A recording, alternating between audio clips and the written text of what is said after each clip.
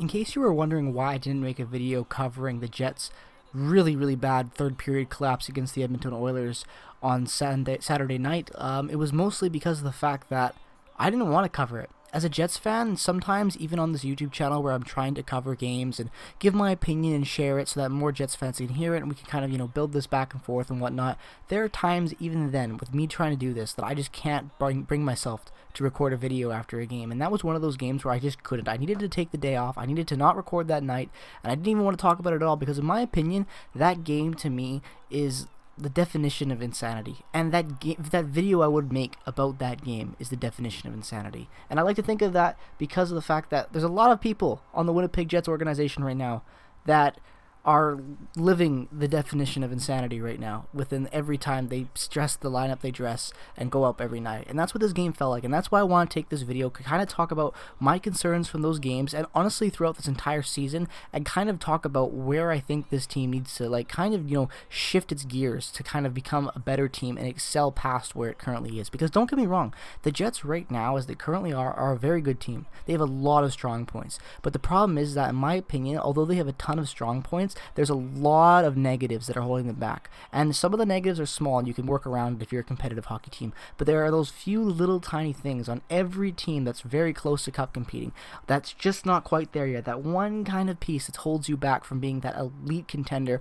consensusly throughout the league. And in my opinion, in the case with the Winnipeg Jets, is their defense. And I've talked a lot about their defense this season, about how I think they could change, what they could do for trade acquisitions, how they could bring prospects up from the Moose and currently try to change things. And in this video, I want to talk about something that has been a big issue with a lot of Jets fans, and a growing issue with a lot of Jets fans from last season, and is really starting to boil over this season, in my opinion, at this current point. And that is the play of Joshua Morrissey. Now, Josh Morrissey is an amazing player prior to the last couple of seasons, in my opinion. I don't think anyone would agree with that. And don't get me wrong, I actually hate. It takes every amount of energy not to try to hate on Josh Morrissey, but it's gotten to the point where I need to talk about how poor his play has been, because he has been one of the worst defenders for the last 2 seasons on the Jets, even though he's been the most consistent guy throughout the lineup and most used guy in the lineup, even though he's been the worst defender, one of the worst defenders throughout the last 2 seasons. And in my opinion, although there's a lot of different debates going on, or whether or not people panicking about, let's trade Morrissey because his contract is too big, or other people saying, oh, it's going to be fine, or some people thinking they need to pull him out of the lineup. For me, when I look at the Josh Morrissey situation, I see one simple fix, and I don't understand why the coaching staff doesn't try this at least. Because if it doesn't work, you lose nothing from this, and it's a simple fix if it does. And that, in my opinion, is giving Josh Morrissey some time off. Now, that might seem, unorthodox in the NHL and in the sport world and giving players off, but when you look at other leagues, it's not that uncommon of late, especially in the NBA, NFL, and, you can go into other leagues as well. But more importantly, I think that giving Josh Morrissey a break is deserved, because he has been had to have to carry the workload for the last couple of seasons so bad much that it's killed him in a way. And I like to kind of compare it to how Cam Talbot was at the season that the Edmonton Oilers made the playoffs. He was a rock. He was amazing. He faced so many shots. He was an amazing goaltender, but the Oilers cooked him. And at the end of the season, Cam Talbot has never been the same since then. He's just been not the same. And in my opinion, it was because the Oilers completely cooked him that year, and it drained him. And that can just happen to a player. You could be overworked, and then you're never quite the same. There's examples of it in the past, and I just think that was one of the examples. And I think this is kind of what we're seeing from Josh Moore, except I think he can recover, because there have been elements in his game throughout the last few years where we've seen him play with someone who has helped stabilize his game. For example, Dylan DeMello last year after the trade deadline, and the reason why he was signed to that 3x3 was because he stabilized the play of Josh Morrissey.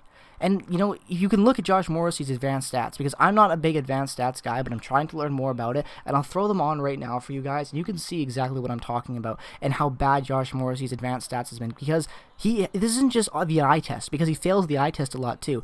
He also just is not good advanced stats-wise and analytically. He's just not a good defender this year, and that's a big no-no, especially when he's making 6x3 for the next 8 years, basically. And that's why people are starting to panic, and that's why I think it's time to talk about Josh Morrissey, because in my opinion, the big thing that needs to happen with Josh Morrissey is that he needs to play with a stable defensive partner that's reliable, like a solid top 4 guy, a bona fide top 4 guy. Because when you look at who he's played with in the past, he came in as a rookie and played with arguably one of the best defensemen from the last 10 years in Dustin Byfuglien, one of the most dynamic NHLers, especially on the blue line.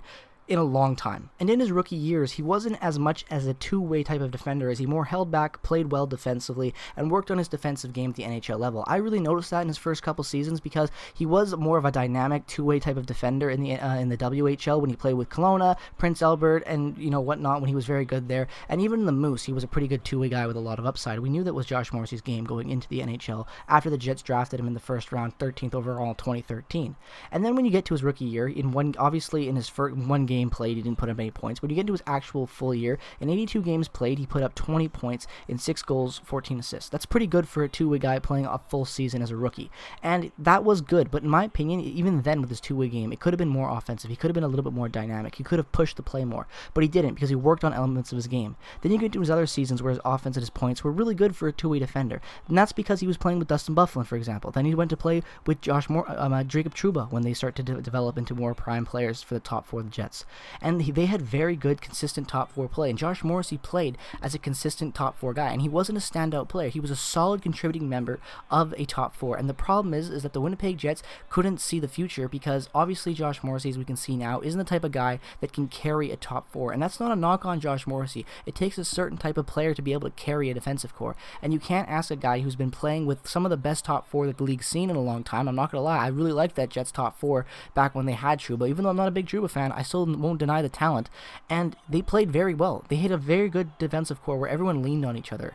And even then, they had problems. But the point is that when you have a guy like Josh Morrissey who's gone through playing with such consistent NHLer guys like that, and then has to carry an entire workload by himself and be paired with Nathan Beaulieu, Tucker Pullman, all these guys that are serviceable NHL defensemen minus Nathan Beaulieu, and have to carry the workload of a top 4. Neil Pionk is a great defender, but we all know that up until this season, his defensive game hasn't been a standout for him in his career, and it was that way when the Jets acquired him. And in my opinion, trading Josh Morrissey now isn't the right move because it's a panic trade, because obviously Josh Morrissey is still a good player. The problem is that Paul Maurice is just living in the definition of insanity, man. I like to quote my boy Voss from Far Cry 3, one of my most favorite video games ever, and it's a pretty awesome quote, and this is exactly how I feel about Paul Maurice when it comes to the Josh Morrissey situation, is that, did I ever tell you what the definition of insanity is?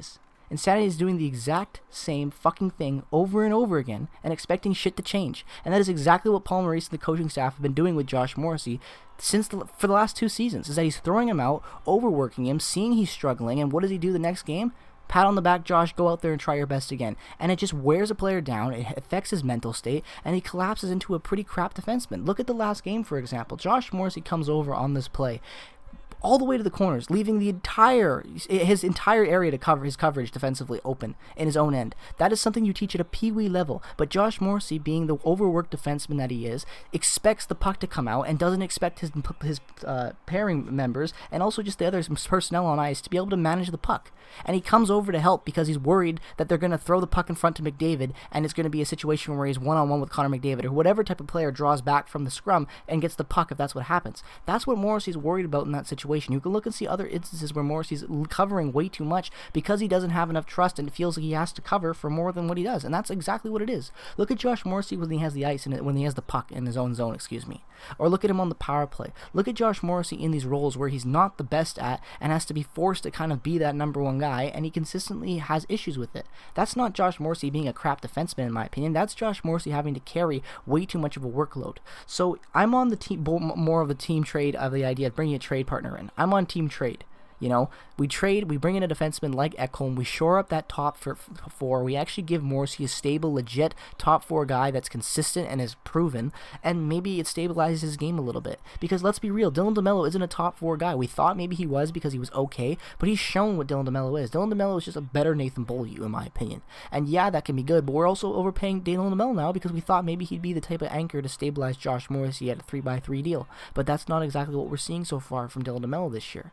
So now the Jets have this issue where, do you trade a guy making $6.3 million for the next 8 years? I say not yet, because even if you do trade Morrissey now, you're trading him at a very low trade value, because every GM, every coach, everyone in the league basically knows how much he's struggled the last 2 seasons. It's obvious. If you just watch a Jets game, you can see the mistakes he makes and how they're basically peewee level mistakes that a guy would make, especially not a consistent seasoned NHL guy who's played in the league since 2015. That's a long time for a guy to come in and play, and he's been a workhorse for the Jets. But it's time that, even though he's being decent offensively at times still and jumping in, the Jets don't need to trade Morrissey, and Jets fans don't need to panic, because He needs help. Josh Morrissey, we've seen what happens to him when he has a stable D4 to play with, and maybe the contract isn't that great, but if we have Josh Morrissey who can't carry a workload, but can stabilize and help be a really good consistent player, maybe that's not the best contract, but at least you have a guy who wants to stay in the city and can play well when others around him he has the help to do so. In my opinion, that's all Josh Morrissey needs is help, and I think Paul Maurice just really needs to give the guy a break. I really think that's what it is, and I'm not asking for him to come out of the lineup forever, but you have Ville Heinola up in the taxi squad right now. Throw him in for a couple games, especially after the last 2 performances against the Oilers. What's the problem with that?